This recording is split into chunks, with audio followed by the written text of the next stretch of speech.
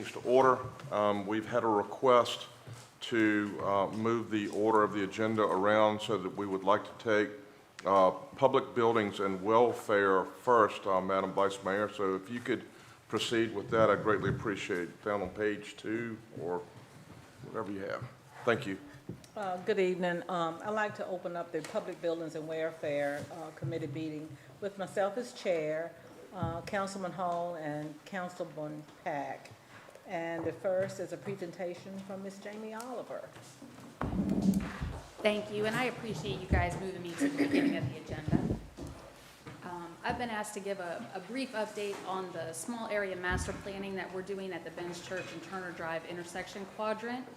And I'm going to go ahead and go over this, but I would encourage everyone to remember that this is a draft plan that we're still working on. So everything that we're presenting is still in the works and still conceptual and still under review. Okay, thank you. So just to start, I'm going to go over what the small area planning, what the entire process looks like. And is there a pointer on here? Yeah. Perfect. So what it looks like, if you can see here, this is Turner Drive, and this is Route 10 coming through here. And all the different colored blocks are basically large chunks of property in the Turner Drive Benz Church corridor. So this right here is the actual Wawa parcel, but this is the piece beside it between the Wawa parcel that's been presented to our Planning Commission and the Oaks Veterinarian Clinic. This is the parcel that's called Sweetgrass currently that has been presented to our Planning Commission. This side is the portion between Turner Drive and Tractor Supply that fronts on Ben's Church. Then this is the portion that kind of circles the borrow pits across the street from the high school. This is the high school and middle school parcel. And then this is a blob that just represents the possibility of a west side school being moved over there that was discussed at the joint meeting the other day. And then over here, these are two different pieces of the land area that's on the opposite side of the Sherwin-Williams. And then these are a couple of parcels further into town. Now these don't represent developments specifically in and of themselves. They represent land areas, okay? Kind of looking at it from a land use perspective. Things that have been in people's comp plans, things that have been presented even in pre-application stages to planning departments or to planning commissions to discuss. So we have some idea of what people are talking about there, but we're not thinking about these as specific developments. We're thinking about them as land areas that are gonna grow. And then of course we need to remember that further up these corridors, there's also things going on. Of course the shopping center is right in here. Riverside Hospital is further up here, Ben's Grant, St. Luke's Village, and then even further up the corridors where the Grange is and into town. So we kind of broke this into these large land area pieces. And then we looked at the road network. So the black lines are the existing roads. And what we saw was putting any pressure on the existing Turner Drive and Route 10 intersection was going to overwhelm the intersection. Any pressure, any new development at all. And what we were looking to do was to spread that out by creating additional road network. So we looked at how things fit now and added all of these possible red sections for new road network pieces. And then on the other side too, some possible road network connections. So we looked at the roads as a backbone network for future development. Then, and you don't have to try to read these. What we did is we took and started putting numbers to those things. We looked at the possible land uses, and if you could see this in the plan, you would see that it says things like sit-down restaurant, fast food restaurant, multifamily housing, single-family housing, very large general things. We started putting numbers to it, and then we started assigning those numbers to the road network backbone that we created.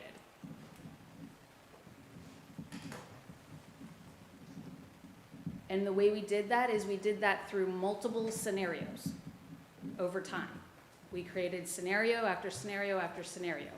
We did no build scenarios if no one builds anything, and we did iterative scenarios. If they build on the north side of Turner Drive first, if they build on the south side of on the north side of Route 10 first, if they build on the south side of Route 10 first, if they build more houses, if they build more commercial. We ran through several specific scenarios. If they put the school there, if they don't put the school there.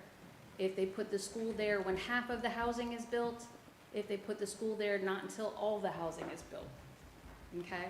And the way we did this is there's a stakeholder working group that includes the town, the county, the school district, several of the developers, and everybody kind of sat around and we decided all the assumptions of how this would work, what the land uses would be, what the numbers would be, what the scenarios would be before the actual numbers were run. Everybody agreed these are the assumptions that would go into it, and then the engineer ran the numbers after everyone agreed on all the background data. So when we started looking at what happened when the background data came out, we were looking for preferred scenarios. We were looking for improvements that were common across all the possible scenarios. We were looking for improvements with thresholds that had only one development or less, meaning that no matter what you put there, you had to have an improvement. So whether it was the Wawa, or whether it was one housing development, or whether it was any one development was going to trigger an improvement. That means if we did one thing, anything else was gonna have to do something. So that means we needed it regardless. Improvements that provide for our current needs and provide future capacity. We were looking for improvements that provide efficiency and opportunities to leverage resources.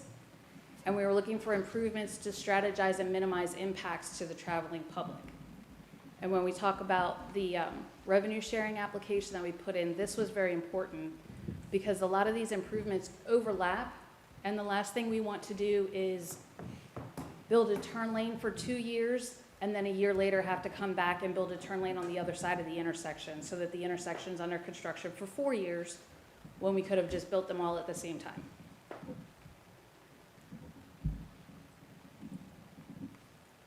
So the revenue sharing application that we just submitted, that concept was based on the draft report that we're currently working on. And one of the reasons that the application moved forward before the draft report was complete is because applications were simply due before the draft was complete. And the application round won't open again for 2 years.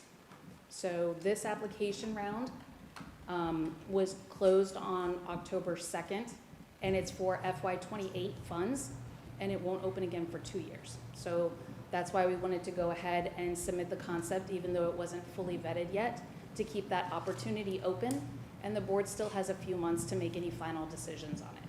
They didn't want to miss that open door. It was based on, it was based on, let's see, the proposal right here that you can see, which is dual lefts coming down Turner Drive to a 4-way intersection based on a roundabout.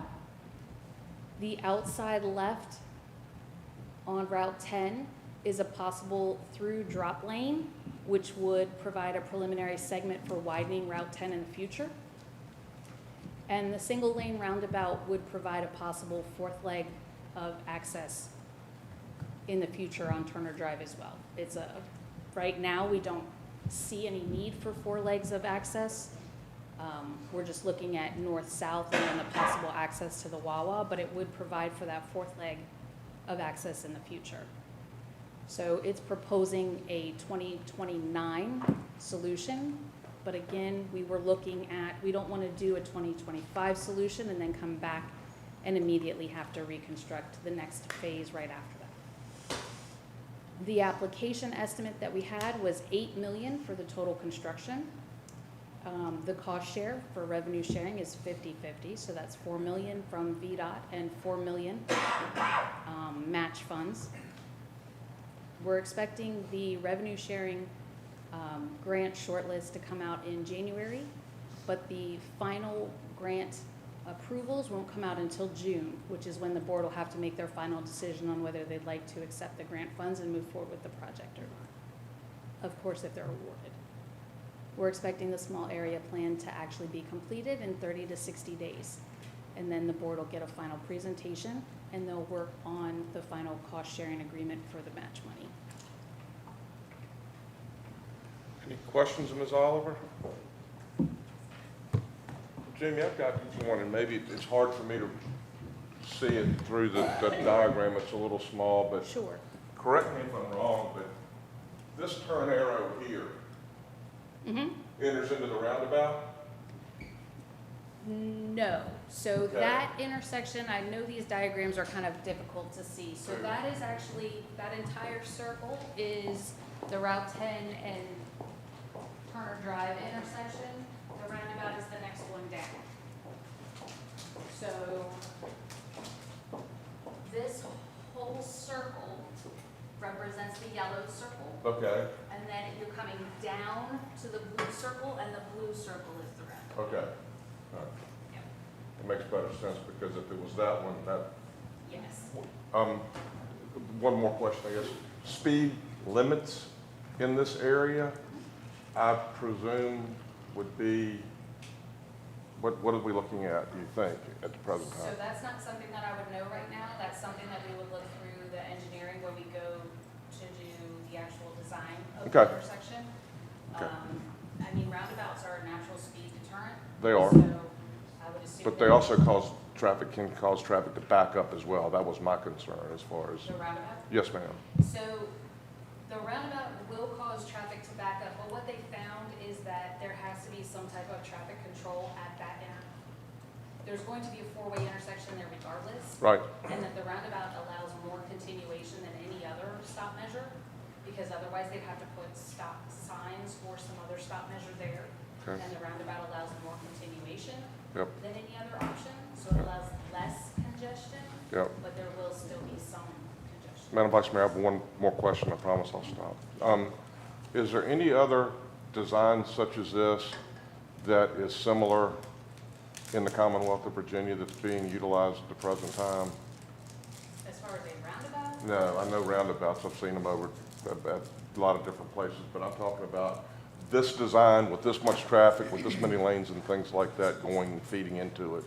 I mean, I can't off the top of my head think of it, but yes, they're used extensively. Okay. I know there's one that goes into the backside of Richmond, for example, that it goes in the backside of Richmond, coming in off of Route 5 in that area, and works well. Yes, they're being used extensively. I will say too that the application that we made is focused just on the Route 10 to the roundabout portion of Right. it. But there are a lot of other pieces, as you can see all the other circles, there's a lot of other pieces of improvements that go into the overall plan as well that will also feed into reducing the traffic and how the congestion plays out at the roundabout as well. So I know you can't see the whole picture from here. This was just talking about what the application is, which is just one piece of it. There'll be other portions. Yeah, what would as be well. really nice as far as modeling goes is if you can actually go and then put this in real-time movement from a computer-generated model that shows you exactly what you would be looking at and what's going to go on, exactly what we're going to be contending with. That'd be kind of cool. Sure, and we might be able to produce something similar to that, because auto turn in and of itself, I mean, one of the things they do is run actual models of vehicles through the traffic circles, so you can see that like a bus can Right. go all the way through it, et cetera, so. And I mean, think they the can pu- produce I think the something. public would buy in. If they could see something like that in real time and with the moving parts, the public might better understand it as well than trying to compute it in your brain as it goes around, because a lot of people are not really spatial, such as me or whatever. That's a little difficult. But that's all I have, ma'am. Thank you. Are there any more questions of Jamie? Jamie, I do have a question.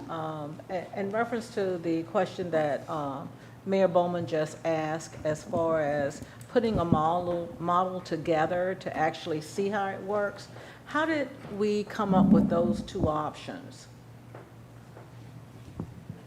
So they, The report itself, like I said, it's not finalized, but the report itself, like I said, they ran through 5 different scenarios Okay, and made final recommendations based on running all of those 5 scenarios. So there's more than 300 pages of data of what they ran through. So like those circles recommending different scenarios, they ran that through for 5 different scenarios. So they ran, basically they modeled all of those intersections under 5 different scenarios of growth. and these were the best outcomes? Correct. Okay. My other question, I guess is to us, maybe I missed something.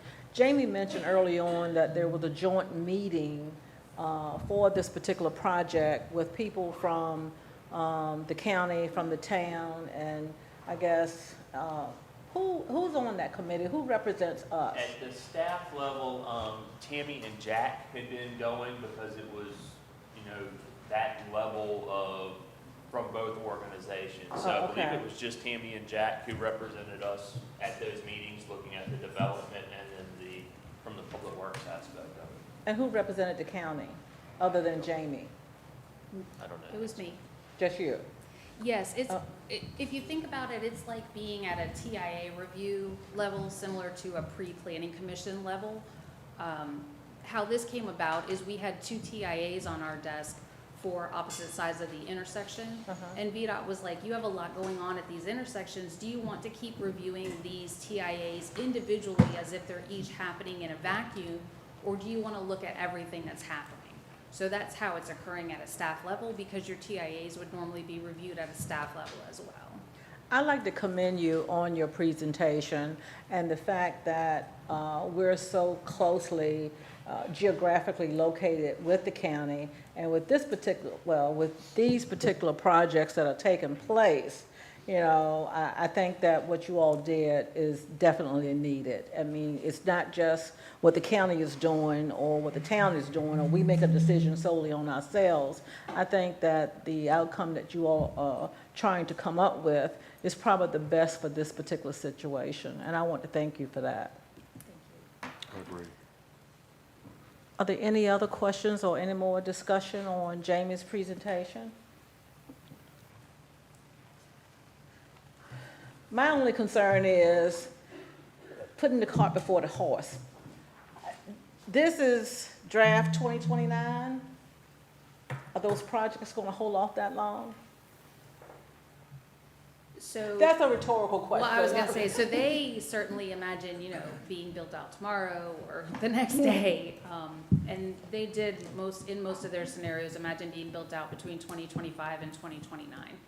I think one of the things, kind of if you go back to our previous slide of what we were looking at, the improvements that the county was looking to partner at and forward are the ones that we think are important with or without the development. Okay. The ones that leave us capacity with or without any particular development, and the ones that may be tied to development as a whole, but not necessarily needs. The ones that are building our capacity regardless of the individual players at the table. Because there's existing problems out there now, Right. and there's going to be existing growth out there, whether it's these particular players at the table or not. Okay. The other thing, and I think Jamie alluded to this a little bit at the intergovernmental meeting, and some of it is the timeline for the funding. To get these projects and to have state funding on them, you have to fall into when their timelines are. And so some of that is dependent upon that as well. Just because we're ready now with our portion, doesn't mean the state portion would be ready until we get into that funding window. So we're a ways out on some of those as well. Well, and I guess you said that that's why we're not waiting now, because of when their funding happens, that even though it's in draft form, that we opted to go ahead and submit it now. So that makes sense. Correct, because we won't get any funds until 2028. If we're Okay. approved, we won't even be able to get started in PE until 2028.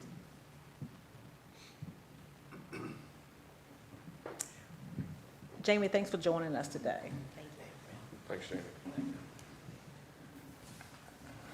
The next on the agenda is a public hearing, appeal of decision to deny demolition of an accessory structure on a contributing parcel.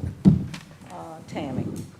Question before we start. This is not the actual public hearing. This is just an advance of the public hearing, just so we're, Yes, that is correct. thanks. The applicant is appealing the Board of Historic and Architectural Review's decision. This is to deny the application for the demolition of the Red Barn located at 111 North Church Street. The property is classified as a contributing property in the Historic District, and that's according to the Smithfield Zoning Ordinance, Article 3 MD3, which states that properties designated as properties which contribute to the historic character of the town but do not contain landmark structures shall be known as contributing properties for the purpose of this ordinance. At the Tuesday, September 19th, 2023 meeting, the BHAR denied the application for the demolition of the Red Barn accessory structure located at 111 North Church Street, as they believe the structure should be repaired and/or replaced. The BHAR stated this was one of the last remaining peanut barns in the area and viewed it as contributing to the historic district. The applicants did file an appeals application appealing the BHAR's decision, and according to the appeals process, this application is forwarded to the town council for their review and decision. Thank you. Any questions of Tammy? Mayor Bowen? I've taken the opportunity, matter of fact, I was one of the first ones to go over and look at this structure when the complaint was coming in from the complainant. When I got there, it was obvious that the tin on the roof was flapping and causing the dog to bark, and just a calamity or chain of events that were a little disturbing. So I took time to look over the structure. The structure is in significant dilapidated condition, as you make note in your report about the floors and the walls. And if you look at the pictures, you can see that the boards and everything are deteriorated. The other thing that is considered a contributing structure is that this specific property is back off the road, surrounded by, I believe, 3 or 4 cinder block buildings. I would say that if I hadn't been called back there, and I've been here a long time, I wouldn't have even known that it was back there, quite honestly. So how it contributes in the literal sense of the word is a little perplexing to me. The other thing that I talked with Tammy earlier today, as a matter of full disclosure, and I had recalled some years back when I was not on council but sitting on the other side of the chairs that this matter had come up, and there was some type of proposal, and I wanted to get clarification, that if Smithfield Foods, because Smithfield Foods at the time I believed owned, and Tammy, correct me if I'm wrong as I go along, stop me anywhere along the way if I'm incorrect. Smithfield Foods at the time owned the inn, and there was some discussion about tearing this structure down, and in place of it, building somewhat of a smokehouse replica that had some storage facility with it and other ancillary type things that would blend in with the inn and serve a useful purpose. Well, what causes me some concern from, I guess, not a legal, but from a preponderance perspective is, if it was okay back then to tear the structure down and rebuild something in lieu of it, why is it now at this juncture something that we need to keep that's a contributing historical value when before it wasn't? So I guess, is anybody here that can answer that question? Mr. Gwaltney, thank you for coming. You state your name and who you represent, please, for the record. I'm sorry, ma'am. Go ahead. Trey Gwaltney, I'm the chair for the Board of Historic and Architectural Review. I guess, Madam, if I may continue, Madam Vice Mayor, the question, Trey, is what I just posed. If several years ago it would have been okay, and I don't know if you were on BHAR then, I was. Okay. If it was okay then to substitute another structure for this structure, then, and correct me and clarify, please, if you would, as we go along, or when I finish, is if it was okay then to demolish this dilapidated structure, why now has the approach changed that it's not, that it should be saved? And the other thing is, the question I've got is, I know there's a lot of small farms in this area or whatever. How did we come to the conclusion in the review that this is one of the last remaining peanut barns in proximity of Isle of Wight? Thank you. Okay, to your first question about why then, not now, that kind of thing. I guess I should make it clear that we didn't, in 2016, I think it was, when they first, the applicant first came to see us about tearing the building down, we didn't agree to allow them to tear the building down under the same conditions that have been presented today. Through various approaches to the board, different board meetings, an agreement, if you will, was reached finally that Smithfield Foods was willing to replace the building with a structure that represented historic structures in the area. They were very specific about why they wanted to do it, the materials they would use, the colors they would use, and while the condition of the existing building was better 7 years ago than it is today, it was still rough. And BHAR recognizes that we don't have the authority to disallow someone to tear down the buildings on their property. It's our job to try and make people aware of what's there and to stop as much of it from happening as we can, and that's only by delaying it. There are other ways they can do it. But Foods at that time seemed to recognize an importance in the building or what it represented. And so they were willing to put something back in its place.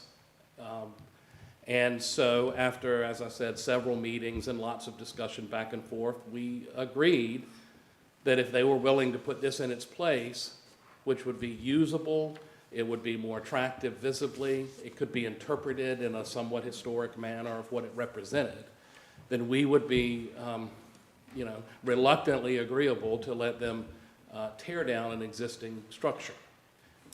What's been presented now is different. What's been presented now is they want to tear it down and pave it, and that's it. And that was after tabling it and asking them to go back and talk about it again, and is there other options? We referenced what had happened in 2016. They were aware of that, and so we said, please go back and see if there's something else you can do.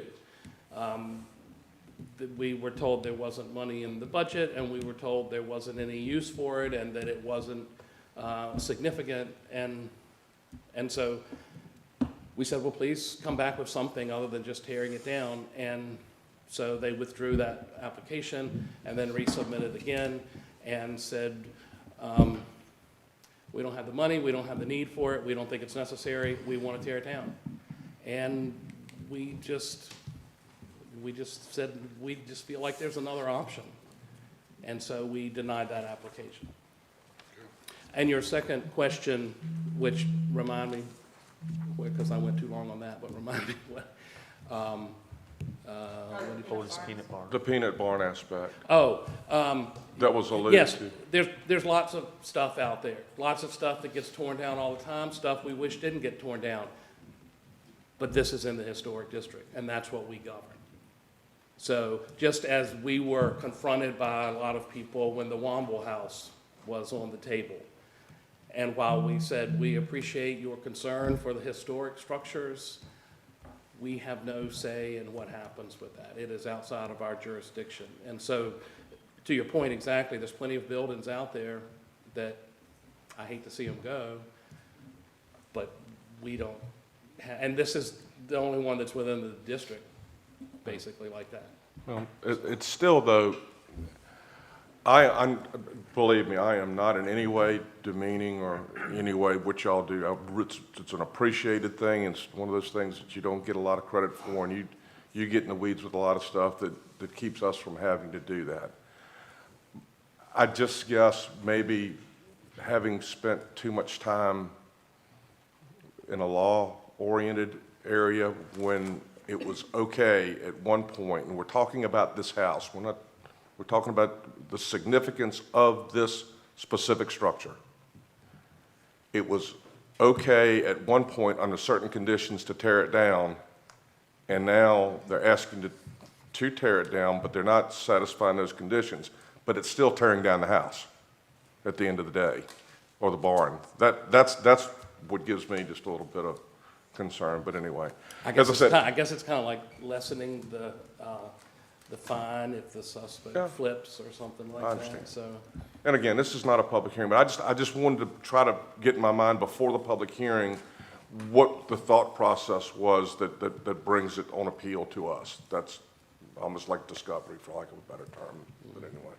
That's the best I can say. I mean, we agree. We don't want it torn down. We'd love to see it restored. Right, okay. And we don't have the power or the authority to make people do that. This, and I've talked with Tammy about this, this is, not to bring up a sore subject, but this is the exact same scenario as the Pierceville property. It was a property that the owner let get into a certain state and condition, and then people wanted to tear it down, and people didn't want to see it torn down, and nobody could do anything to stop it because the owner owned it, and the town has nothing in place to be able to do that. Okay.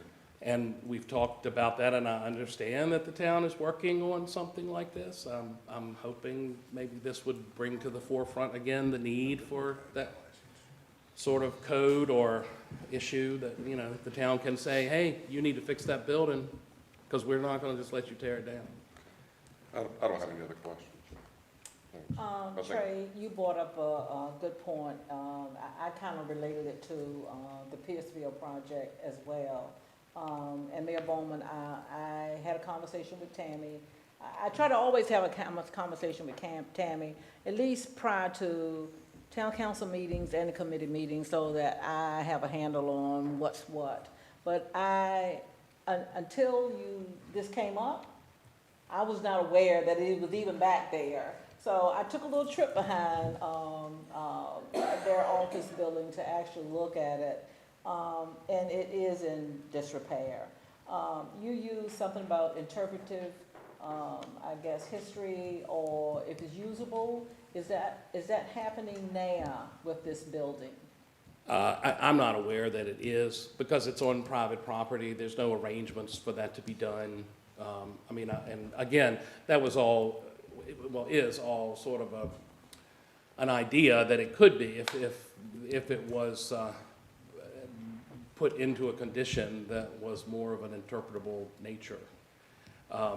It would be hard to walk a group of people back there on a walking tour.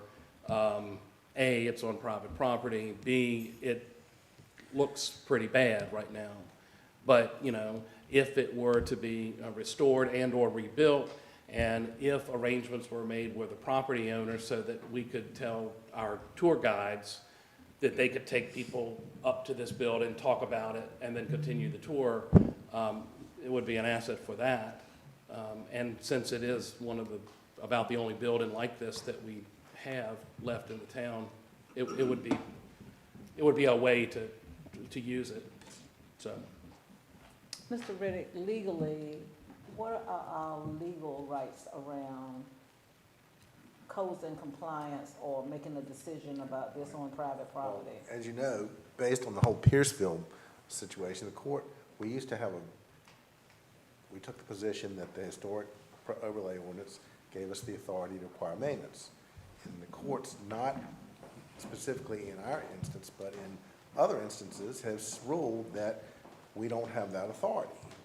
So we've talked about this. We still have the ability to overlook and govern the additions to properties within the town, things that people want to change, modifications, and that sort of thing. But it's not a maintenance code. So if we want to do maintenance, then that's through the building code. So if you want to enforce your building code, then that would be fine. You can call the building official, and maybe we need our own, but we talked about that the other day in intergovernmental.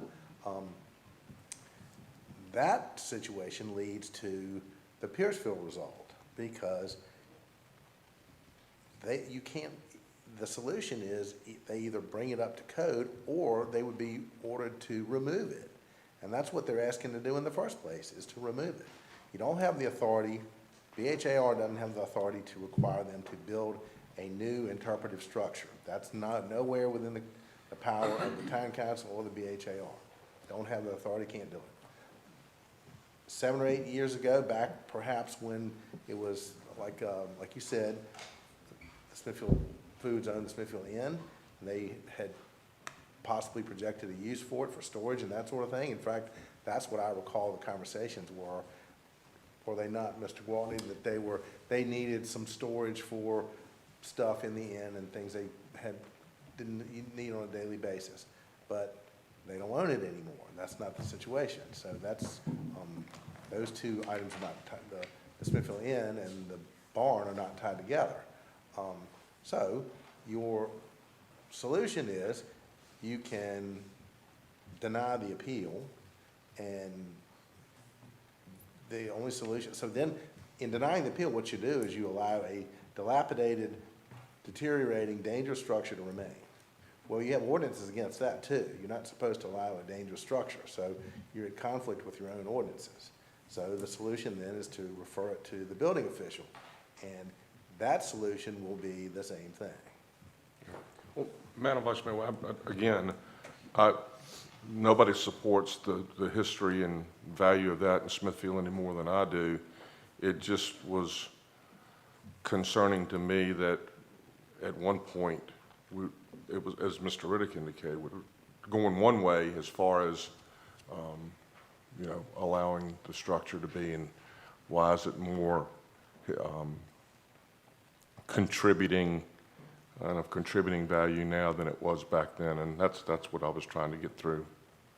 And I think the difference now is before they were looking to demolish it and replace it. Now they not looking to replace it. They actually just want to demolish it, and we're saying no. But Correct? Yes. But again, either way you look at it, if this pin's here and you remove it, it's gone. It would have been gone then, and it's just surrounding this structure where before it was okay to remove it, but now it's not. And that, to me, to narrow the scope of it, we're talking about this structure, about demolishing and removing the structure then and now. And I agree with that, but I don't look at the scenarios as being the same. And right now, my concern is legally, can we prevent that? And based on Pierceville and being here, we could not enforce them to repair their structure. So, unless we come up with something new or have something new, I don't really see how we can prevent it. Well, I think we're probably, and maybe I opened up Pandora's box. We've got a public hearing that'll be coming at council meeting to hear it, so I don't really want to go. But my sole, as I said earlier, concern was to find out what BHAR was thinking when they did what they did, because I think it's important to that. And a solution to this would be a more aggressive maintenance enforcement program. But we don't have the authority to do that, because that's not within the purview of the town staff. Right. But once again, y'all charged us the other day to explore that, and Michael and I have talked since last week's meeting about that. Okay. Thank you, ma'am. Mayor Rowan, I just want to say, I'm Amy McClure from Smithfield Foods. If you have any questions for me, just here. She's the attorney for Smithfield Foods. Yeah, I know. Good to see you again, Amy. I don't, but thank you. If I can, I would just like to say that BHAR totally understands the position that we're in, and I mean, with what authority we have on matters like this. I'm not here to fight a battle for anything. We are. We denied application to demolish Pierceville not once, but twice. We had limited hope that it might be restored. I was quoted in the paper saying something like, but once the bulldozers are gone, you don't have any choice. So we feel like it's our job and our responsibility to do all that we can to not just prohibit historic structures from being demolished, but to encourage and do anything we can to get them restored. We recognize there are limitations that we have. There are limitations that you have. The most that we can do is to deny an application to take down a building. So it's not done in some spiteful or vindictive manner, but it's our and I'm not trying to defend myself to you, but I'm just to let you know, we look at that as our job. Look, we're on the same team. At the end of the Got day, it. we certainly, I mean, from the right to down to the, but you, as they say, you've got your job to do, and then we've got our job to do, and if somebody doesn't like the job we've got, somebody else has got a job to do. And that's kind of just a separation of powers doctrine is the way I look at it, so. I agree. Good. Renee? Thank you, Vice Mayor Butler. I would like to ask the attorney from Smithfield Foods, since she came today, just a question about public safety and liability. I mean, from the Smithfield Foods perspective, I'm guessing that that's why you all are petitioning that the building be allowed to be torn down, but just wanted to hear your perspective. In all due respect, Counsel, are we going too far at this point about it being a public? We're good to go? You're fine. Okay, just want to make I mean, sure. it's called fact-finding. It's- Yep, yeah, I you're just want to fine. make sure. No, this is fine. Just being cautious. No, you're fine. Thanks. Hi. So to answer your question, of course, you know, we're part of this community, the people, our employees and everything come through this community, our people live here. It's really important to us, the community, be safe. At this point, we don't think that structure should remain standing because we do think it has some safety issues. That's one of the reasons that we want to tear it down. It's also sort of an eyesore at this point. The first BHAR hearing that I attended, I did not attend back in 2016, but it was in September, it's like maybe 6 months ago. I attended the one that we withdrew. One of the public comments was that her grandson had broken into the structure and was playing, and it's very dangerous. Like, we won't even walk in there right now to pull the things out that were stored because the floor won't support an adult. Maybe it could support a child, but that's not what we're looking for. So yes, that is something that we think needs to be addressed. Thank you. One other question, the dialogue between Michael and Bill, you said that you had talked about possibly coming up with some type of ordinance or code or whatever as far as enforcing No, it's the- maintenance? The town already has adopted the building code. We just don't have a building official. And the building official is the one that enforces the building code. And so, and we kind of got into this last week, but we had talked about the idea of perhaps, if the county would cooperate, then someone on our staff would be deputized as a deputy building official who would have the same authority as the building official, and then we could, being under Michael's supervision or Tammy's supervision, or wherever it comes from, could be more aggressive in maintenance issues, because the building code has maintenance provisions, and they can be enforced. But the county is very large. They publicly acknowledge that they perform or act on a complaint basis. And Well, so I if, understand that, but the other thing that we discovered in a governmental meeting was we don't really have anything in writing now as far as an agreement is concerned, how it would be handled. well, that's what we were supposed to talk about. The county administrator and I have a meeting scheduled later this week to discuss all of those matters that we were tasked with at the intergovernmental meeting, and this MOU is one of those. Okay, so not necessarily this particular situation. No. Hypothetically, if something were to come up again tomorrow, we don't really have anything in place No. to take care of a situation like this. Generally, how we handle it is exactly as the attorney has mentioned. We contact the building official and ask them to come and investigate it and pursue any violations that they find. And if you remember the Pierceville situation, We tried to act under the authority of the Historic Preservation Overlay District ordinance. And then it got to the point where she was still living there. And so it really was beyond what we could do. And so we turned it over to the building official. And he sat on it for 3 years.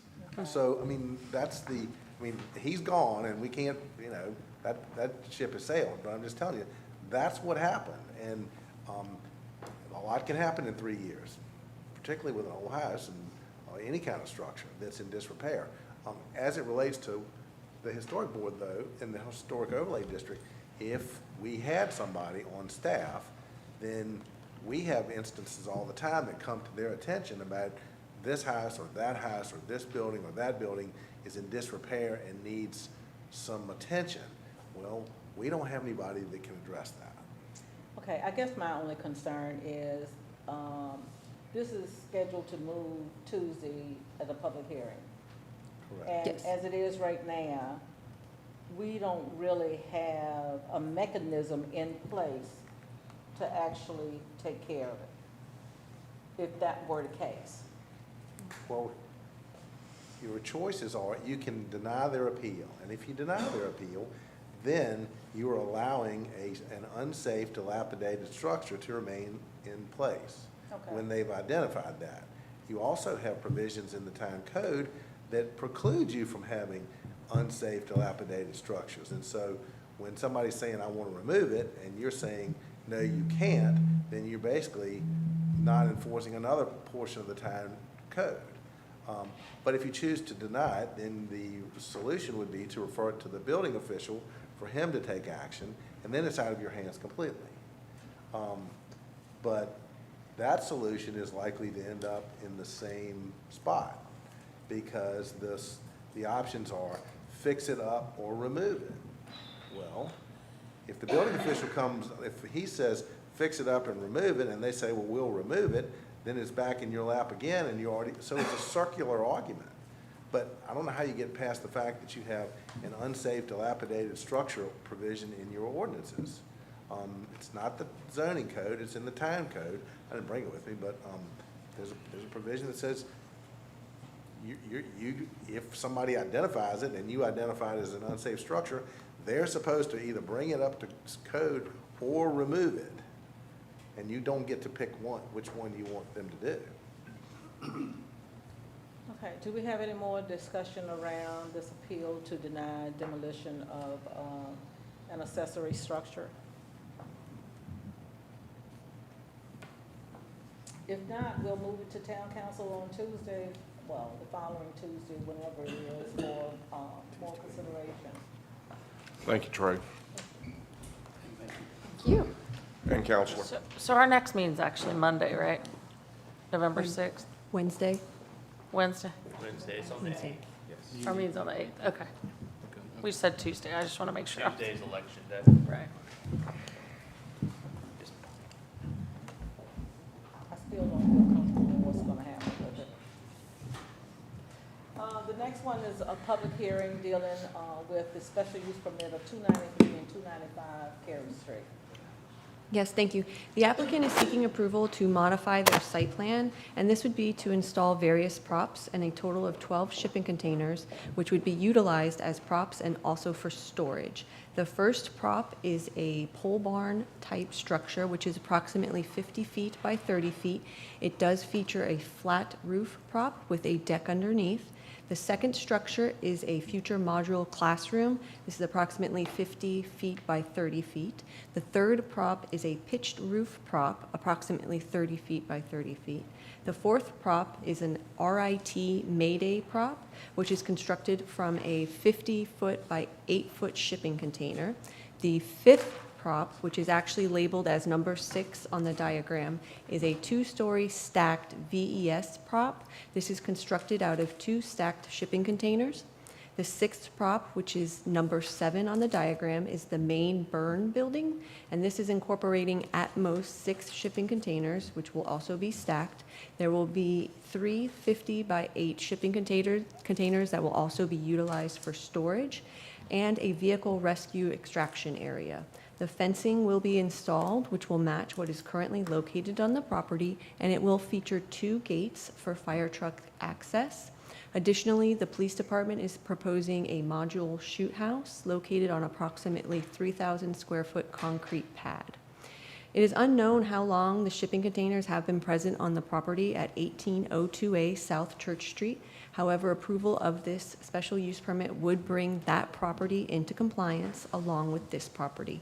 Town staff do support this application as it would provide a safe training space on the edge of town limits, mostly screened from view, with the suggestion that the structures and colors utilized are coherent. The positives is this application does bring the property at 1802A South Church Street, which has existing shipping containers, into compliance. Negatives, this is not a by right use and does require a special use permit. The Planning Commission did favorably recommend this application to the Town Council at the Thursday, October 12th, 2023 Planning Commission meeting. Thank you. Thank you, Tammy. Any discussion around this public hearing or request? So this application proposes to move the buildings from behind the fire station to over near the pump station? Is that what we talked about? Right, this is the project we've been working on with the fire department for some time now to move those shipping containers that they currently use for training out to our public works facility and set up a more permanent location for them. We also included in that the training for the police department, so there'll be a combined co-located training facility for both. So then you wouldn't see it? You 'Cause would, right, you would be able to see it in a brief instant that you passed a gap on Cary Street within the trees, so you'll be able to see it as you go past the public works facility, but it will be far more shielded from sight than it currently is now, and it will not be in, one of the main thoroughfares in town.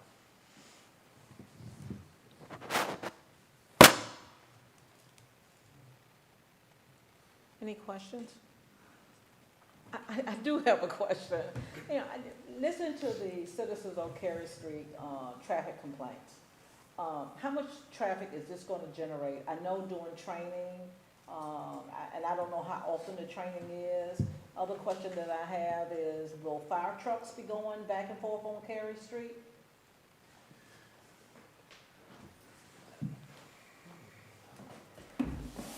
I'm Jeff Smith, Assistant Chief of Smithfield Fire Department. Yes, fire trucks will be going down Cary Street for the training prop, but it's not every day. We do one training a month. On Mondays is our requirement we do, and we do some Saturday training, and we have special event training where, like you got our truck class, it's all weekend training. We have in March, we also have a vehicle extrication class we do that's in December. So it's not every day we have fire trucks going down there doing the training. It's just when we have training, maybe once or twice a month. On Mondays is when we do it, or unless we have something special going on where we got some cars donated where we can do like firefighter 1 class for the new volunteers we get. Okay, thanks, Jeff. And Chief Howell, what kind of traffic are you all going to be generating? The amount of traffic from the police department will be minimal.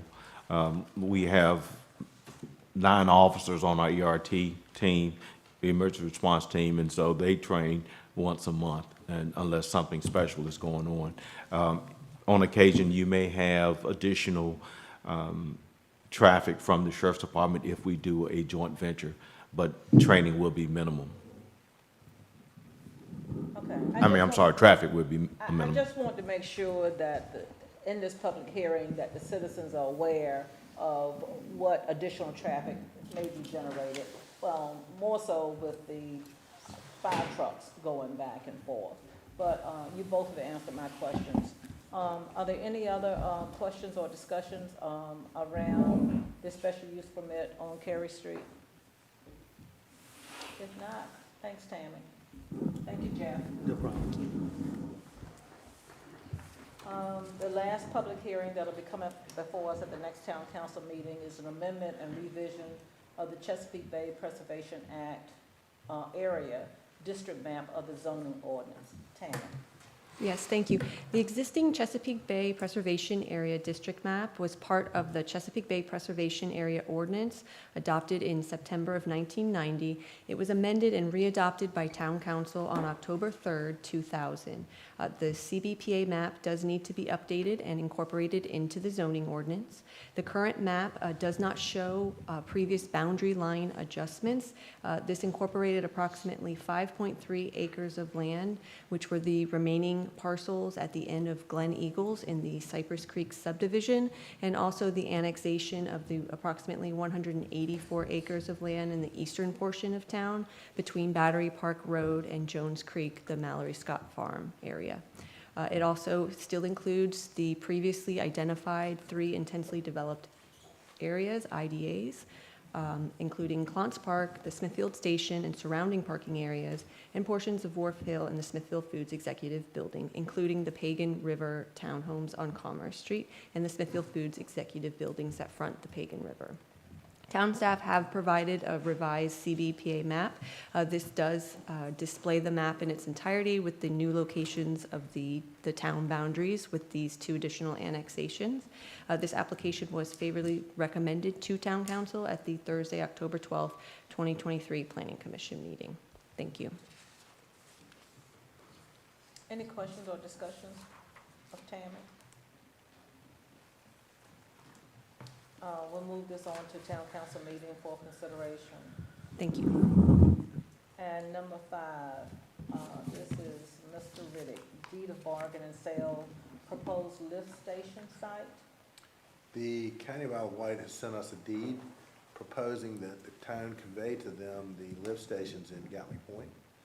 I thought that had been done years ago, but apparently not. And they operate them and they want to own them, and I think that's a great idea for the town council not to sign this and for us not to own them any longer. Here, here. Any questions or discussion? If not, we'll move that along to the Town Council for consideration. If there are no other topics to discuss. Vice Mayor, I've got one real Uh-huh. quick. If you'll notice in front of you, when you sat down, are the Robert's Rules of Order brief books. There had been some discussion about changing our governing rules of order to Robert's Rules with some modifications. So we ordered the books, so you can have them and look through them, and that way at November committee meetings, when we put this back on the agenda, you'll have had some time to look through those books, and if there's other things that we want to discuss as we decide whether we're going to make this change or not, you've got that and you've got it in front of you. So just wanted to call your attention to those books being there, and that's why they're there, and we will have it on the agenda in November to decide what we want to do. Thank you, Michael. Yes, ma'am, that's it. Anything else?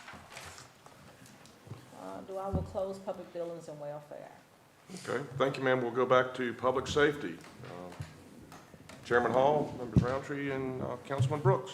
Thank you, Mr. Mayor. Sure. Under public safety, operational update, number 1, police department, September activity report, Chief Howe. Town Council, please put your microphone on here. Yes. Good afternoon, Mr. Mayor, members of council. You all have received our September activity report. I would be more than happy to answer any questions pertaining to that report if you have any. If not, in the form of operational updates, on the 11th of October, we recently promoted 3 officers to the rank of sergeant. 2 of those sergeants will go to the patrol division, and 1 will move to investigations to fill the vacancy in investigations. We had an officer filling in, assisting Lieutenant Woolley, but that officer will now be moved back to patrol. In the form of vacancies, last month I mentioned that I was more than 90-something% confident that we will have our vacancies filled. Since that time, we've had 2 of the applicants to withdraw for various reasons. They've stated their reasons, and 1 is delayed. They're coming on board until the to the December timeframe. They want to complete their training at the current jurisdiction that they're working for. We currently have 4 vacancies. We are steadily interviewing, and we have interviewed recently, and we have moved one person to background phase, and we have another that is out of state that with the possibility of moving to Virginia. That person would have to go through the police academy if he is hired. Having said that, we are still confident that we are having some interest, and we are still confident that we'll be able to fill our vacancies moving forward. It's just going to take a little time. As I've previously stated, when we see light at the end of the tunnel, as previously stated, we have discovered it was the train. And so, but we are still hopeful. Back in last year, June of last year, the town experienced a robbery that occurred at Dollar General. Our case was picked up by the FBI. There were several jurisdictions that experienced Dollar General robberies, one of which was Charles City. The Charles City robbery case is going to court the 30th of November to the first part of December, after which time the state trial is completed, then the federal trial will begin, and our case here in town is included in that federal batch. So we are confident that the perpetrator that committed the robbery here will be facing federal charges for that crime. Over the course of the weekend, you all may have heard that we've had an incident of shooting in the Old Jersey Park. There were multiple shots fired, and the officers are steadily investigating that shooting. Fortunately, no one was injured. We are still canvassing the area, looking for witnesses and collecting additional evidence. We did retrieve some casings that were left at the scene. Some of the evidence we're trying to retrieve is video footage and additional witnesses that may have observed what occurred. But we are happy that no one was injured. From a February shooting of this year, we have located our second shooter. We have not been able to apprehend yet. The second shooter is located in one of the local surrounding jurisdictions. We will be reaching out to that jurisdiction to try to make sure that that person is arrested shortly.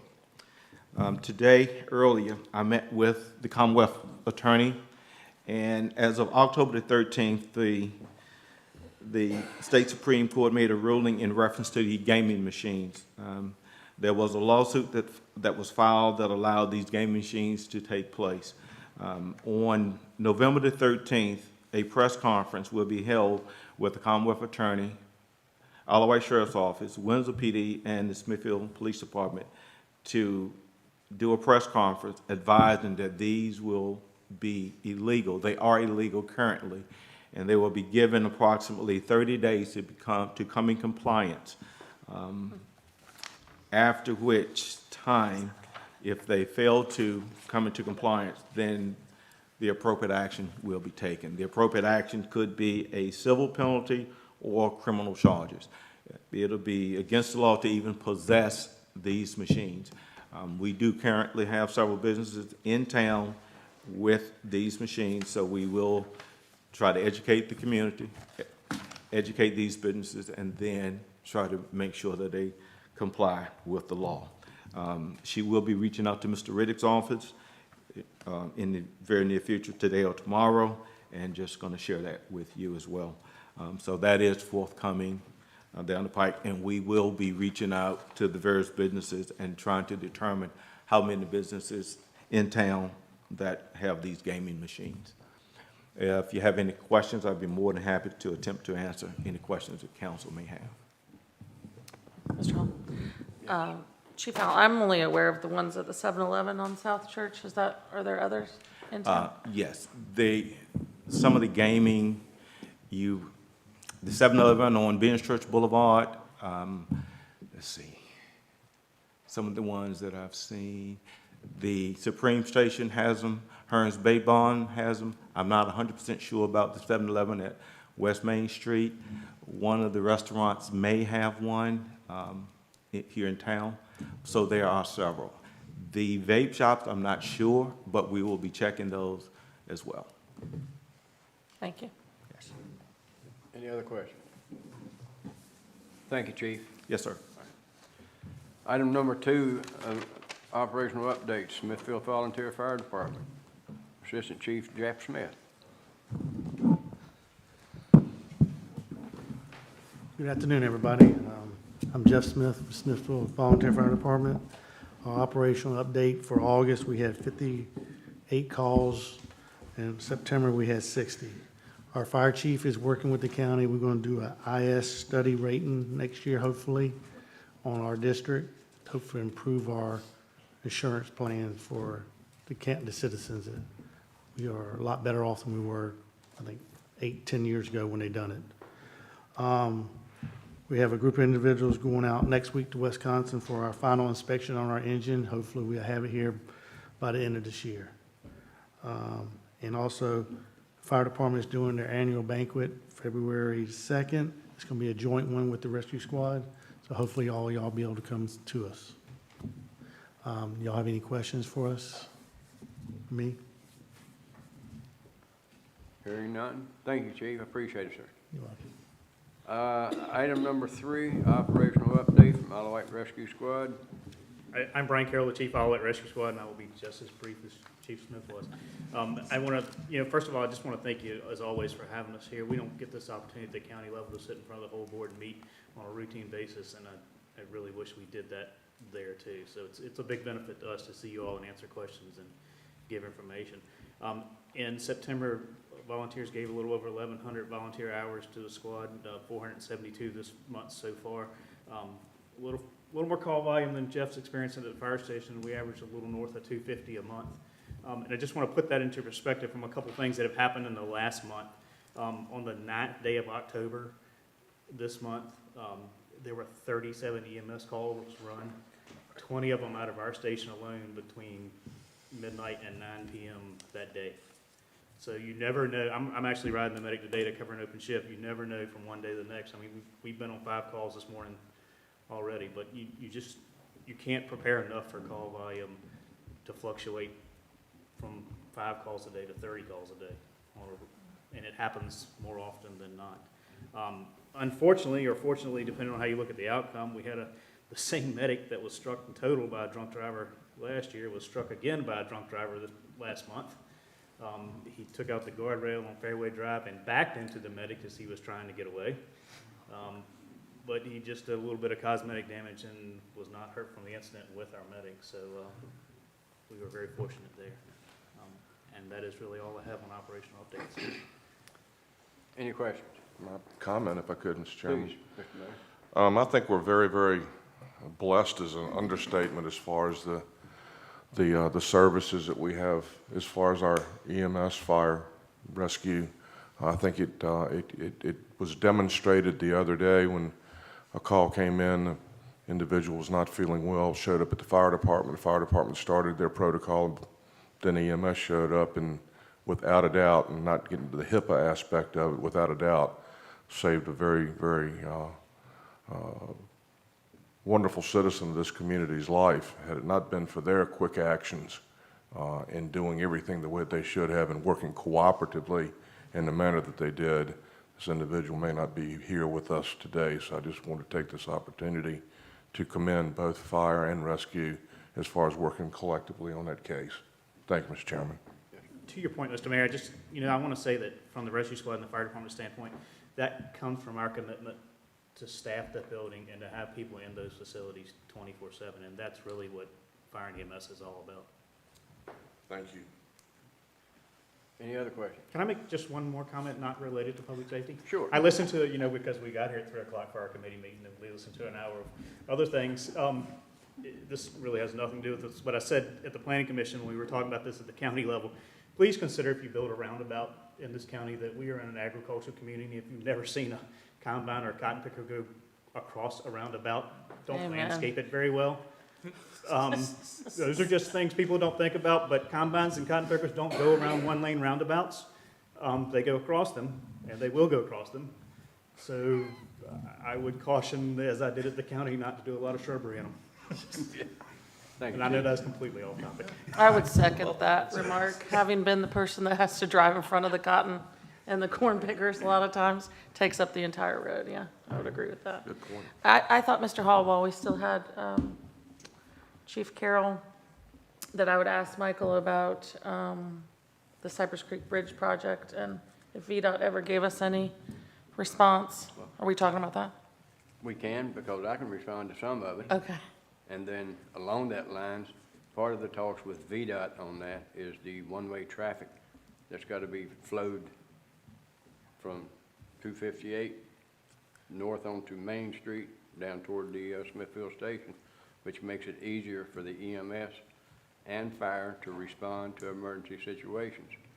And that's, I've spoke with Jamie Oliver, and she is going to bring it up to the VDOT as well, based on what Chief Carroll has mentioned at our last meeting. Right. So, Chief, I wanted you to know that we are looking at that as well. Thank you. And Ms. Oliver and I had a conversation earlier today. The timeline right now is that they hope to have in December the notice to proceed. So sometime in November to December, we will be having a pre-award meeting with the contractor that they've selected. And that's a conversation that's already on VDOT's radar, it's on ours and the county. So we will collectively bring that to them. VDOT's aware of it, and I reached out to them a month or so ago, and the guidance from them was sit tight until we get the contractor selected, and we'll address that through the pre-construction meetings. So yes, but we'll be having those conversations in the next couple of months. Thank Chief, you. I have a question for you, sir. Approximately how many CNU students do you have volunteering there on staff? That is a good question. I would say probably 10. I know for a fact that they are certainly beneficial, and for what it's worth to you, I hope to be released by my doctor within the next 2 weeks, so I can come back and help you folks. I would say, Councilman Hall, don't limit it to CMU, because we have some very fine UVA Oh, no. students also. No, I understand that. Whose dad happened to graduate from CNU, so keep on going. I was speaking also of the other life member we got at the rescue squad that's helping us recruit students, not only CNU, but other students from other academic schools. And yes, I know one in particular who is absolutely outstanding, and we'll go from there. All right. Thank you, sir. Anything else? Chief, thank you all three very much for your Thank you all, reports. sir. All right, we'll go to item number 4. It's a street closure request for Mistletoe Market on Saturday, November 18th, 2023. Amy Novak. This is probably third or fourth year we're doing Mistletoe Market, so the closure is same as previous years. We're gonna start the closure at 11 a.m. and it'll run through 9 p.m. because this is an evening market. All right. Any questions? Very well. Hearing nothing else, I will close the public safety meeting. We'll open water and sewer. Members, Councilman Smith, Pack, and Hall. Mr. Chairman? Thank you, Mr. Mayor. We have one item on the agenda, some water agreement between the town of Smithfield and Holloway County. Michael? Yes, sir. Included in your packet is what is, as of now, the last draft of the water and sewer agreement between the town and the county. As you may recall, this will replace 2 previous agreements that were done in 2016 and 2018. And those, for lack of better words, they forced us to start to purchase water from the county before we needed to do so. That would have cost us about $1 million in water sales over the 5-year life of the agreement, plus the $2 to $3 million that our engineers had said we'd have to put in infrastructure upgrades to be able to take their water. We approached the county about that, and we have come up with this agreement that does not require us to make that purchase until we come to a time where we have to. We will still pay them the $1 million that we would have in water sales. We'll do it over 2 years. That way it makes them whole for what they would have received in revenues. But again, it takes the obligation off of us to continue to purchase that money and to do those infrastructure improvements. It also governs the water that we'll be providing to Hardy Elementary School and what neighborhoods around Hardy Elementary that they intend to supply with that same water. It caps the amount of water that they can use off that line at 50,000 gallons a day, and that helps us make sure that they don't add extra pieces on that would put us in jeopardy of going over our permitted capacity. So currently, that's within this agreement.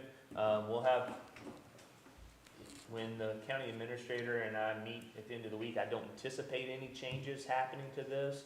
But this is what will be on council's agenda to officially adopt this so we can move forward and put those other two agreements to bed. I would like to point out that, to the public, and maybe some of you that don't know this, this, infrastructure improvements is because it's two different types of water. Right. And what that does is the cost of, what'd you say, 3 million? It was between 2 and 3 million, Yeah. depending on, our engineers indicated that we would have to put up a water tank on that portion of our system to provide the required fire flows. And so that was where a bulk of that infrastructure cost came from. But you're right, if you mixed those two different treated waters, it would be safe to drink. However, it smells like rotten eggs. And the amount of time and effort it would take to flush that all out of the system, not to mention each individual homeowner's water heater and water lines, and I have no idea how long it would take to do that, and the volume of water you have to pump through the system to fully clean that out. So it's not an ideal situation, and this alleviates that. Yeah, and I think the, perspective of having rotten egg water is unhealthy, unsafe, so it solves two problems, so, I think we've made a good agreement with this. So the other caveat I'll say is what we also have agreed to is those areas that are behind the Tractor Supply, specifically 3 parcels that are called out in the agreement. We will allow the county to supply the water and sewer to those parcels. They already have the line and the infrastructure on that end to supply the schools, and so it only makes sense for them to supply those neighborhoods. So we have allowed those 3 parcels to be supplied by them. What about the, this is a different subject, the pump station that's behind Kroger? Is that part of these proposed developments that are coming in? Does that need to be upgraded or thought about, or what goes on with that?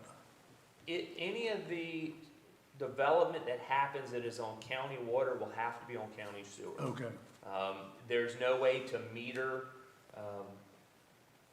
the water coming in and going out has to be on the same metered system so you know what the usage is. So anything that is supplied by county water, we anticipate being supplied by county sewer. Any questions? I do, I have Go ahead. one. I seem to recall 4 or 5 years ago, the road that goes by the stables, goes between where Rite Aid and where the stables were, Yes, sir. going down there. One specific home, and I think it was one, was allowed to, Mr. Riddick, you can help me out a little bit on this one if you can, was allowed to put in a septic system with the understanding that when sewer became available, that they would convert over to sewer. Is that still in place? That agreement still exists. I've seen that, but Yeah, but you talking about between right at, back towards where the Clays live? Right. back there? Yes. Yeah, well, there's their own septic because there's no sewer back there. I mean, if there's ever any development back there, they're gonna have to, it would have to be served by a sewer system that's installed. Okay, and as we're doing this, there's no plans to install sewer down through there? no, not as part of this project. There is some potential development at the front of Right, that area. yes. That may eventually go that far back, and if it does, then we'll address that agreement at that time. Okay. The other issue, Mr. Chairman, that I really want to make sure that we hammer home, the 50,000 gallon per day allotment, you know, it's not up to us to decide how the county parses that out as far as how far they go, as far as providing that water to customers. just want to make sure that we understand that we're providing 50,000 gallons a day, and if all of a sudden they need more water, one of two things is going to have to happen. We're going to have to tell them no, and y'all negotiated this specific agreement, and this was satisfactory.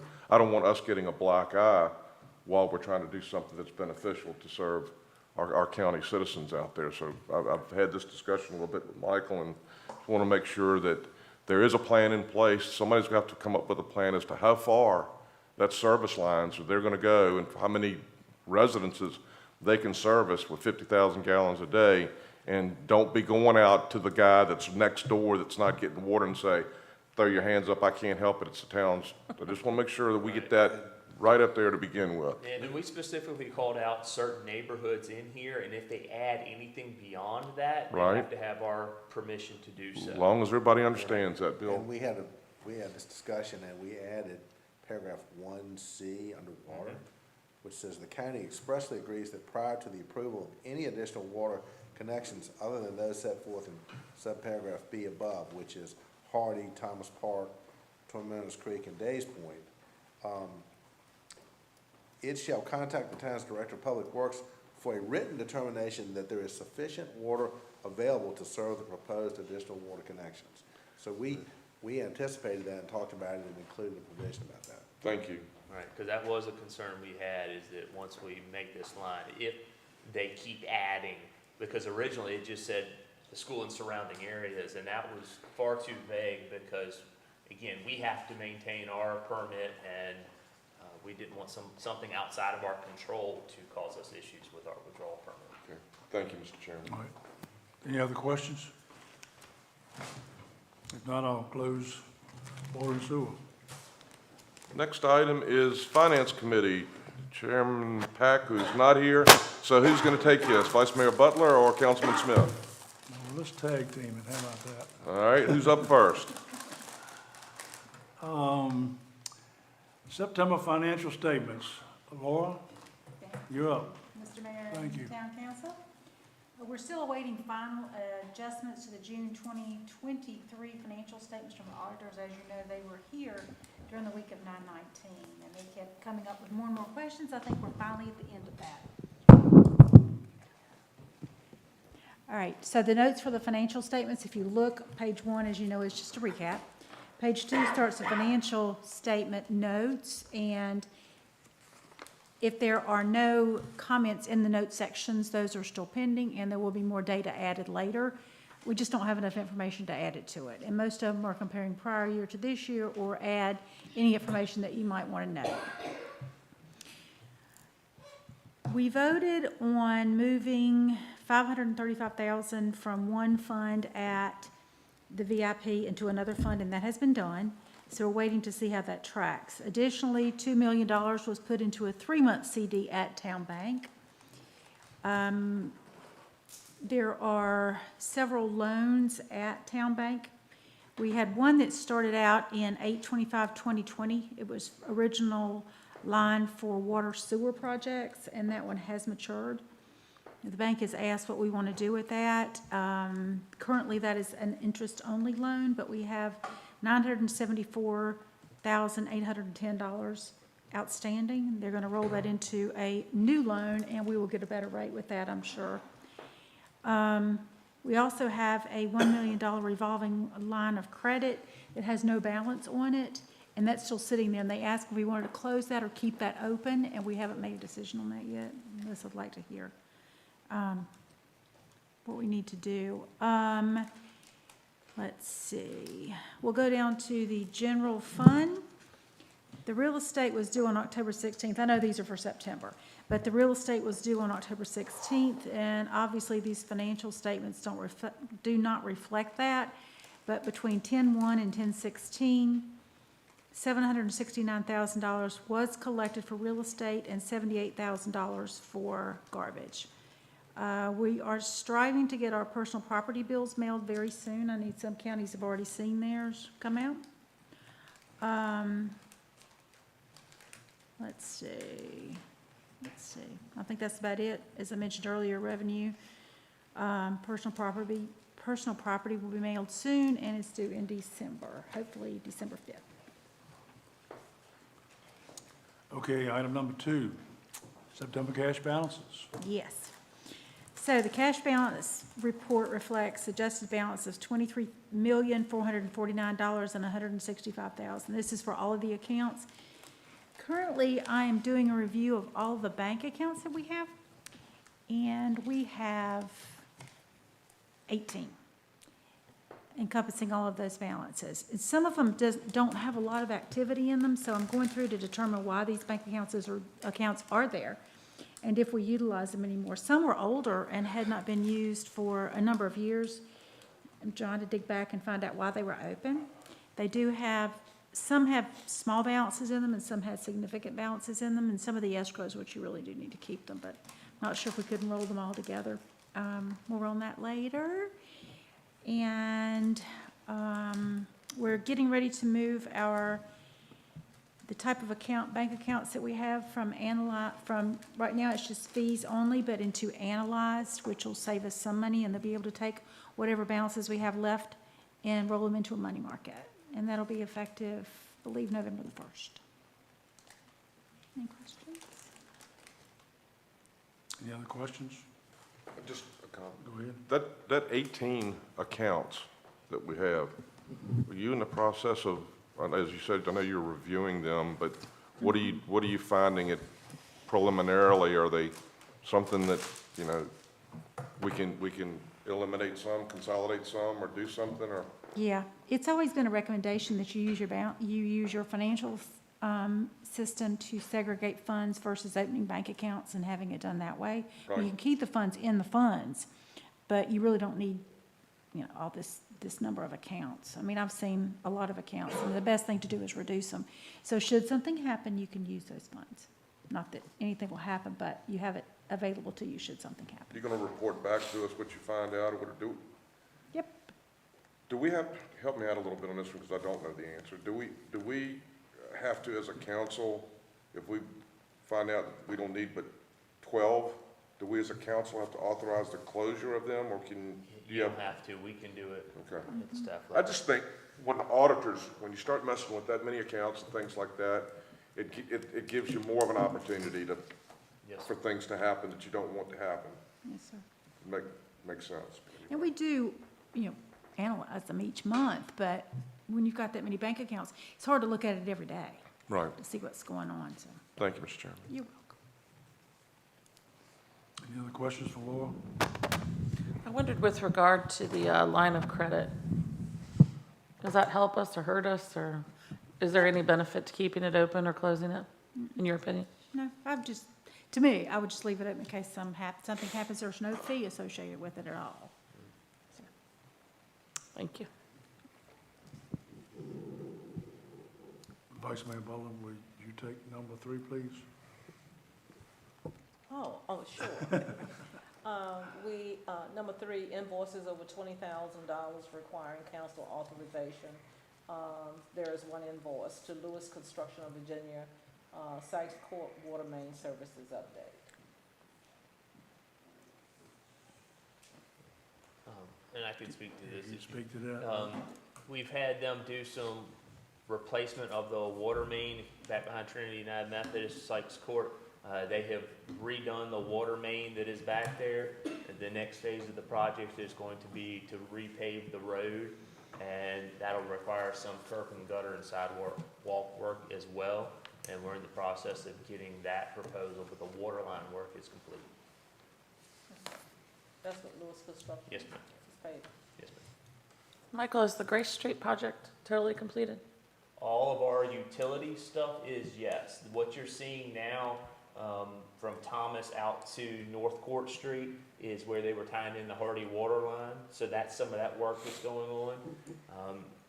We have seen some missed utility tickets from the contractor that VDOT has that is supposed to be doing that paving work. So it sounds like they're starting to do some of their due diligence, but it is not on their current 2-week schedule. So we'll stay in contact with them and find out when that work will begin, but it does sound like they're starting to do some of their preliminary due diligence to get that work going. that figure, Vice Mayor Butler, isn't it $58,852? Is that what, Oops, I didn't update my, for the Agenda. request? is there another one? Yeah, 58,852. 852. Yes, sir. Any other questions? Thank you, Ms. Butler. Thank you. Thank y'all. Next item is the Parks and Recreation Committee. Members, Councilwoman Roundtree, Vice Mayor Butler, and Councilman Brooks. Thank you, Mayor Bowman. Before I ask Amy for a operational update, I wondered, were we going to talk at all about the public hearing and just prepping and the proposal for a public hearing for budget, for the real estate rate? Sorry. It was not on the agenda Okay. for today. I mean, by all means, if council would like to have a conversation on it, you can. It wasn't something we were asked to put on. Okay, so we can just, When is the public hearing scheduled? It'll be at the council meeting in November. So the 8th. I think, especially since Mr. Pack is not here and it's a public hearing on the matter, I think we would be better served to have that discussion at the council meeting. okay, I just didn't know if Good, we, good catch, but I think, yeah, I guess sometimes I'm more cautious than I probably need to be as far as public hearing versus discussion. What worries me is when you get to a discussion where the public would like to interject and they really can't because we're having a discussion or whatever, it's kind of the term slippery slope is too violent for this thing, but at the same time, I just think I'd rather just go ahead and have it done and get it all aired out then, and we'll go from there. okay, But thank you, sure. I just know there'd been discussion about it, so. no worries. All righty, so Ms. Novak.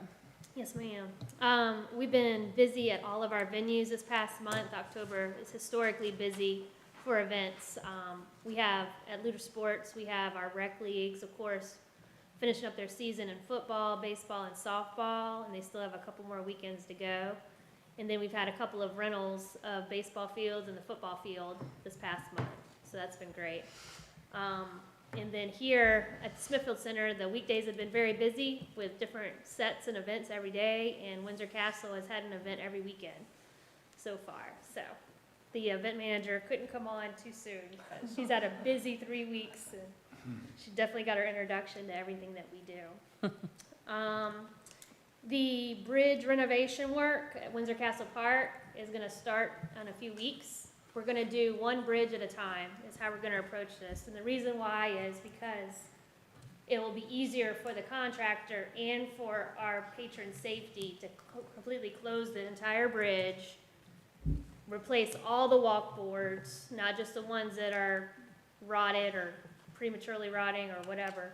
And we're also changing the tow rails to a thinner board that's easier for us to make in-house repairs. So we're gonna start with Jericho Bridge first. That's the bridge that crosses over Little Creek and connects to Jericho Road. And then next up will be the Station Bridge, but we didn't wanna do the Station Bridge first with Bacon Fest coming up in November, because that's a main entrance for that festival, so we didn't wanna close that down. Hopefully the money will continue to be there, but we'll see where we're at once we get done with the Station Bridge. So that work's coming up and will be posted on social media, and we'll have signage around the park to warn patrons about the closures. How long will the closures take? I don't know. The contractor really needs to get into it, so Jericho Bridge will give us a good sense of how long it takes. The engineers are estimating a month for each. Probably weather dependent, I would guess. Yeah. And the only other thing we have going on that's big for us is we're updating or upgrading our event management system, which is the scheduling for all town facilities. And I'm just talking Smithfield Center and Looter Sports. I'm talking like Times Square, Main Street, and all that. So it's very important to get that upgraded and get it current so we don't lose all that data. That would be bad. Any Will we questions? be able to look at that system? Hmm? Will we be able to look at that system No, for availability? no. I'm just wondering, I ask because in our neighborhood, when you're reserving the space if there's something happening, there'll be a dot, right? Right. I mean, there's a view-only kind of No, access. It doesn't have that. To upgrade to that, it's thousands of dollars a year. Right now, we're paying around 3 to 4. So we're talking 12,000 or more for that level of event management. And it's just not worth it with the number of bookings and the revenue from the bookings. It doesn't make sense financially. Well, I did have two things, and then I'll let other people I have a question. add or ask questions. Okay. I had asked Renee, but, Amy, can you tell me specifically where the new concession stand is gonna go at Luda Sportsplex? Yes, ma'am. I don't know if you've ever noticed the electrical panel that faces the parking, that looks out at the grass field towards, what's that road called? The dam road? Waterworks? Waterworks. Waterworks Road, oh, Yes, okay. ma'am. Yeah, so there's The an dam electrical panel road. there. That's where the building will go. Oh, okay, thank you. You're welcome. And I have a follow-up question on that, as to, since the money's been allocated, et cetera, when do you think that construction will start for the concession and bathrooms? Well, we have to go to planning with the plan, and it's, revised since we're taking the one building first. So I think we're still a couple months off from breaking ground on it, depending on review process. And then do you know how long it'll take to build? I wouldn't think it would take, I'm not sure of that. Let me get you a number before I just throw a number out. Yeah, just the reason I ask is that I did go up to the Luder Sports Complex on Saturday. I thought that everybody got the same email to celebrate with them for homecoming and to, acknowledge the concession stand vote and the gift. I know they were excited. It came to my government email, so I guess I thought everyone was invited. I did receive a challenge coin for you, Mayor Bowman. Well, thank you. From the Smithfield Packers Youth Sports. They were very appreciative of our support of their program, and I'll give it to you after the meeting. Well, thank you. I attended. I know Valerie, because I saw her on Facebook, that she checked in at Leader Sports, so I know she was there on Saturday. Anyway, so I was there, and they're really excited about the concession stand, bathrooms, et cetera, and the tutoring space. That was one question that I got. I guess they had talked to you previously, and you had said maybe it would be ready by December of 2024, theoretically. And so, of course, they're all asking if it could possibly be ready by August, right, when the fall season starts, so they don't miss a whole nother season, between now and then. So that was one thing. The other is that I've been in contact, Jessica Macalino, who's with Riverside, of course. A lot of you all know she's the administrator for the Riverside Smithfield Hospital. She had put me in contact with a lovely group of construction engineers that are working on that project.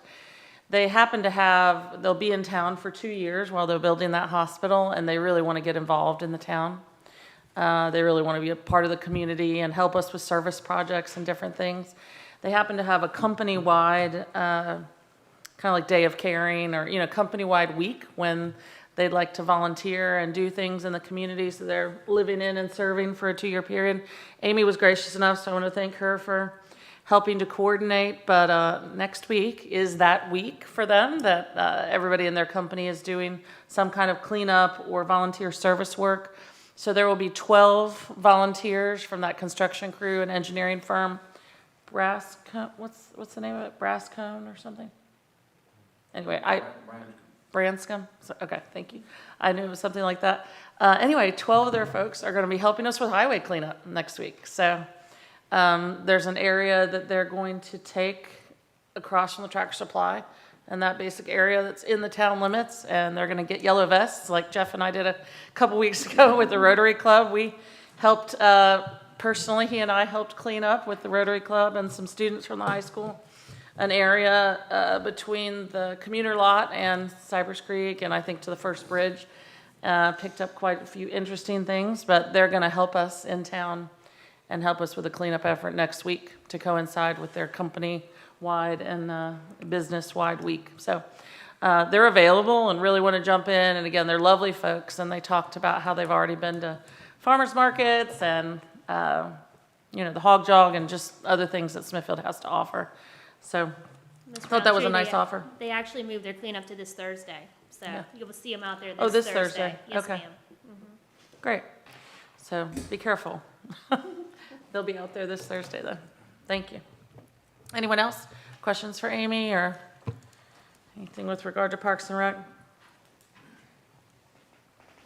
Okay, call the meeting closed. Thank you. Thank y'all for, anything else to come before committee this evening? Did I miss anything? If not, thank y'all very much. Meeting adjourned.